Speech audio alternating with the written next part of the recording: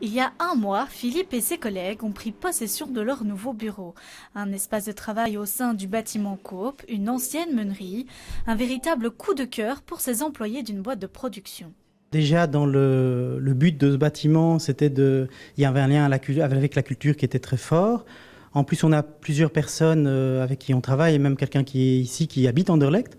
Donc, on est quand même proche de cette commune.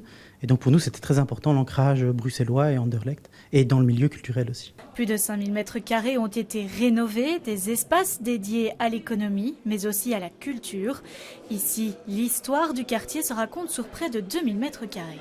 On a ce qu'on appelle un centre de découverte. Et donc, le centre de découverte, il va en fait être conçu sous l'axe d'une exposition permanente, d'expositions temporaires qui seront accueillies ici et surtout d'activités manuelles pour les plus jeunes.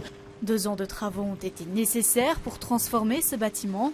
Pour les responsables du projet, le but de ce duo culture-économie est clair, redynamiser le quartier. C'est un choix, c'était vraiment un choix volontariste de dire que le développement de ce quartier-ci, il ne va se refaire que s'il y a à la fois de l'emploi pour les jeunes, mais aussi s'il y a si on est fier de son passé et qu'on peut le mettre en valeur. Et donc c'était vraiment un choix de mêler ces deux fonctions dans le même bâtiment.